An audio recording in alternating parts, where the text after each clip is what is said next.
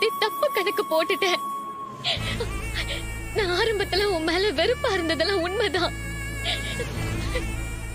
அப்புறம் போக போக உன் நல்ல குணத்தை புரிஞ்சுக்கிட்டு இப்போ நீதான் என் உலகம்னு வாழ்ந்துட்டு இருக்க.